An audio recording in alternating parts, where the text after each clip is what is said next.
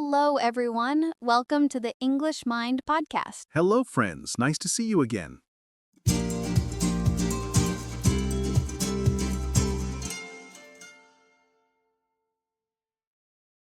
Hey everyone, I am Sarah, and I am sitting here in our cozy studio with a big smile on my face. And hello to all our wonderful listeners. I'm John, and I am also smiling because I'm so happy to be here. It is my favorite time of the week.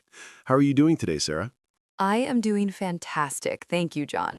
The weather outside is beautiful today. The sun is shining, the birds are singing, and I feel full of energy. How are you? How was your morning? My morning was very nice, thank you. I woke up a little bit late, so I had to rush, but I had a delicious breakfast. I had coffee and toast. You know I cannot start my day without coffee. I know that very well. John and his coffee. It is a true love story. But seriously, starting the day with good energy is so important. It really is. And I'm excited because today we have a very big, very important topic to discuss. It is a topic that touches everyone's life. Yes, today we are going to talk about jobs and work. What do you do? This is one of the most common questions in the English language. After what is your name and where are you from, people always ask, what do you do? Exactly. It is the #1 conversation starter at parties, at dinners, or when you meet new friends. But for English learners, sometimes this question can be scary. Yes, it can be stressful. You worry about the vocabulary. You worry about the grammar. You think, how do I explain my job? So today, we are going to make it easy. We are going to talk about everything: job titles, daily routines, feelings about work, and even dream jobs. We have a lot to cover. So get comfortable, maybe get a cup of tea, and let's learn together. John, let's start with the basics. When someone asks, "What do you do?" how should we answer? Well, the most simple way is to use the verb to be. You say, I am a, and then your job title. For example, I am a teacher. I am a doctor. I am a student. Notice that little word a. In English, we must say, I am a teacher. In some other languages, you don't use a, but in English, it is necessary. That is a very good tip, John. Don't forget the or an if the word starts with a vowel, like I am an engineer or I am an actor. Exactly. Another way to answer is to use the verb to work. You can say, I work as a. I work as a driver. I work as a nurse. This sounds a little bit more formal, but it is also very correct. And we can also talk about where we work. We use the preposition in or at. I work in a hospital. I work in an office. I work at a school. Or if you want to say the name of the company, use the preposition for. I work for Microsoft. I work for Amazon. I work for the English Mind podcast. Yes, the best company in the world. So, listeners, you have three options. I am a, I work as a, or I work for. John, let's talk about feelings. Do you think it is important to like your job? Oh, that is a deep question, Sarah. I think it is very important. We spend usually 8 hours a day at work. That is a huge part of our lives. It is. If you sleep for 8 hours and work for 8 hours, that is most of your day. So if you hate your job, you might be unhappy in life. Exactly. But I also know that work is not always fun. Sometimes work is just work. We do it to get money. Yes, money is necessary. We need to pay for our house, our food, and our clothes. So even if the job is boring, the salary is important. Salary. That is a good word. Salary means the money you get every month. Some people say pay or wages, but salary is very common. John, tell me about your history. What was your very first job? Was it a good job? Oh, my first job. I was very young. I was maybe 16 years old. I worked in a supermarket.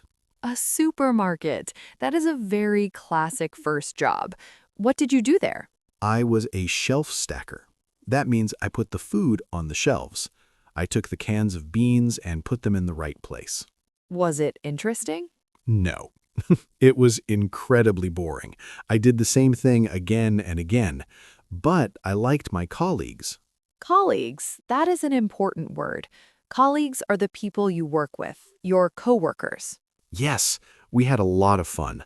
We laughed and joked while we worked. So even though the job was boring, the experience was good. I had a similar experience. My first job was in a fast food restaurant. I made burgers. You made burgers? Really? Did you have to wear a uniform? Yes, I wore a very ugly red hat and a red shirt. I smelled like French fries every day. Oh no. But did you get free food? Yes, I got free burgers. That was the best part. But the work was hard. It was very fast. Hurry up, Sarah. Make the fries. Make the burger. That sounds stressful. Stressful is a good adjective for jobs. It means you feel pressure. Yes, it was stressful and tiring, but it taught me to work hard. It taught me responsibility. I think everyone should work in a restaurant or a shop once. You learn how to be polite to customers. Definitely. Now, let's talk about daily routines. What time do people usually start work? In the UK and the USA, the standard is 9 to 5. You start at 9 a.m. and finish at 5 p.m. But many people work different hours. We call these shifts. Yes, a morning shift might be from 6 a.m. to 2 p.m. An evening shift might be from 2 p.m. to 10 p.m. And the night shift. That is for doctors, nurses, police officers, or taxi drivers. Working at night is very difficult for your body. I agree. I cannot work at night. I get too sleepy. I need my bed. Me too. I like a regular schedule. John, how do you get to work? Do you drive? This is called the commute. The commute is the journey from your house to your job. Yes. How is your commute? My commute is okay. I usually drive my car. It takes about 30 minutes. I listen to music or podcasts in the car. That is nice. 30 minutes is not too long. Some people commute for 2 hours. 2 hours? That is terrible. Imagine spending 4 hours every day just traveling. I know. I used to take the train to my old job. The train was always crowded. Crowded means there were too many people. Being on a crowded train in the morning is not fun. You're standing up, you're squashed against other people. And sometimes it smells bad. So working from home is very popular now. Yes, remote work or home office. Since the pandemic, many people work from their living room. What do you think about working from home? Is it better? It has pros and cons. Pros are good things, cons are bad things. Okay, what are the pros? The pros, you save time, no commute. You save money on gas or train tickets, and you can wear comfortable clothes.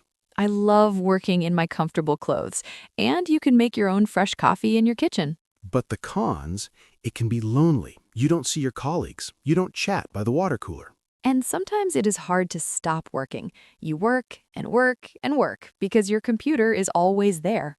That is true. You need discipline. You need to say, okay, it is 5 o'clock, I'm finished. John, let's play a little game. I will describe a job and you have to guess what it is. And then you describe one for me. Oh, I love games. Okay, you go first. Okay, listen carefully. I work outside. I work with nature. I use my hands. I plant flowers and vegetables. Who am I?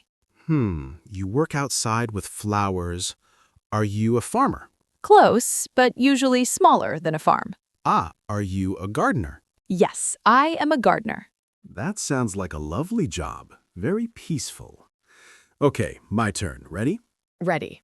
I wear a uniform. I often carry a heavy bag. I walk a lot every day. I bring letters and packages to your house. Oh, this is easy. You bring letters? You are a postal worker or a mailman. Correct. I am a postal worker. That is a tiring job because they walk so many kilometers. Yes, but they are very fit and healthy. Okay, one more from me. Go ahead. I work in a kitchen. I wear a white hat. I cook delicious food for customers. You are a chef or a cook. Yes, a chef. Do you like cooking, John? I love cooking, but I don't think I want to be a professional chef. It is too hot in the kitchen. It is very hot and very loud. Chefs shout a lot. Where's the sauce? Where's the chicken? Yes, too much stress for me. I prefer cooking quietly at home with a glass of juice. Me too. John, what about jobs that require special skills, like language skills? Well, being a translator is a great job. If you speak English and Spanish, for example, you can translate documents or books.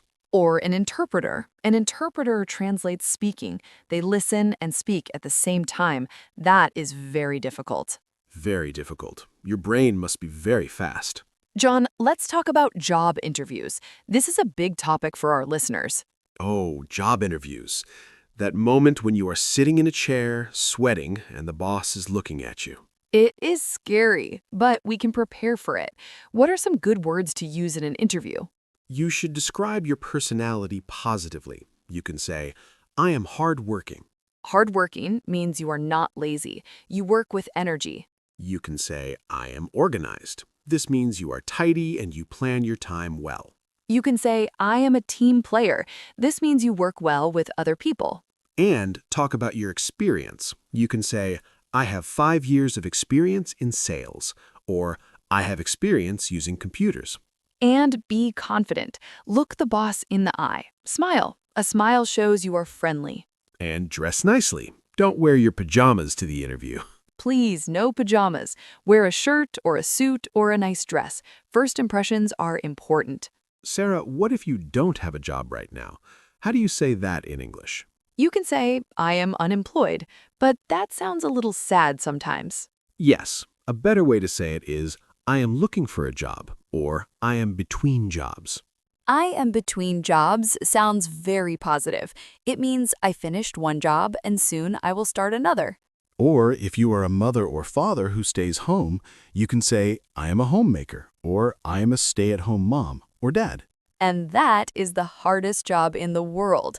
No salary, no holidays, and the boss is a baby. Very true. Respect to all the parents out there. John, do you think our jobs define who we are? That is interesting. In some cultures, your job is your identity. If you are a doctor all the time. But I think it is healthy to separate work and life.